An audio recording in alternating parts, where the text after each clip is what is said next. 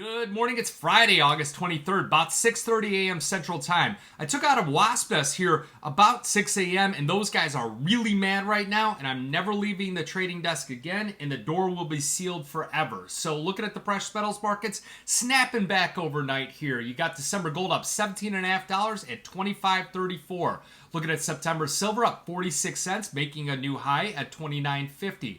December copper up 2 at $4.21. October platinum unchanged at $9.53. Some other standouts here, that October crude oil up $1.21, $74.22. I did identify that if you watched to the end of the video, as I felt like we were hitting another double bottom on that chart, but I do believe we'll only bounce to a lower high. So looking at the September dollar, little bit lower here, and then also the S&P 500 up about 0.5% at 56.24. So Jerome Powell's speech here at Jackson Hole is the main focus. Investors are looking for hints as far as when and by how much the central bank will cut interest rates. It's the timing of the cuts, and the markets are still pricing in about 100 basis points of cuts by the end of the year. Traders are kind of going back and forth here as far as in September. Will it be a quarter of a basis point or a half a point in September? So the next jobs number we get, that's going to be the key here to where the market and what we get out of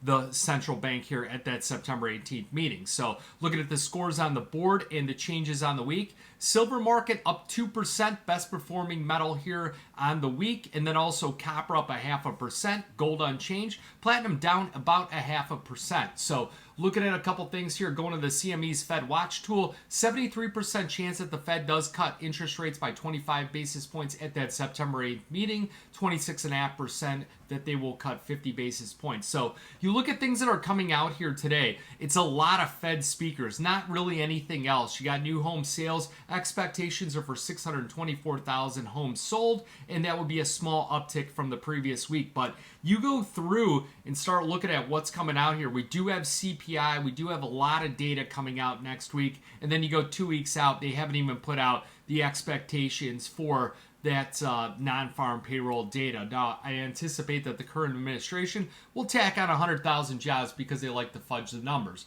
Now, looking at the markets here today, the gold market, that small uptick here, I think your critical level of support is really when you get a volatility event and it comes after a day where the market sold off and we snap back. So a lot of traders out there are going to put their stops below the low. So that'll be 25.0640 is where that stop will be. My suggestion to traders in watching people trade all the time, as far as they get clipped out and the market goes back and then they get really frustrated.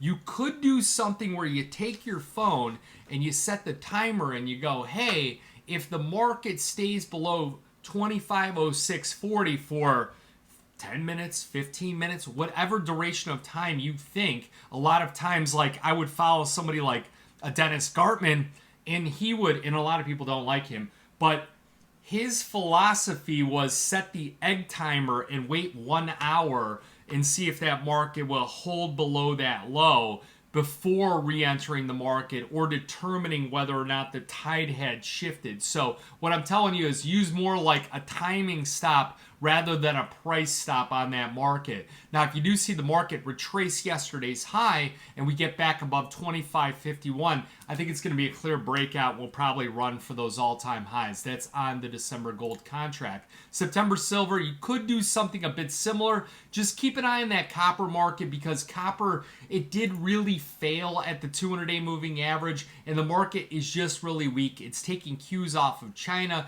It's taking cues off the economy and things like that. So keep an eye on these things. Keep a tight leash on all these markets here today. But again, like I said, really use more of a time-based stop when you come into this volatility type event than anything else. And you could always pare down your contract sizes and focus on things like the 10-ounce contract, the 50-ounce contract, rather than larger contract size. So you got any questions, give me a call. Again, I'm never leaving the house again. Those guys are really mad.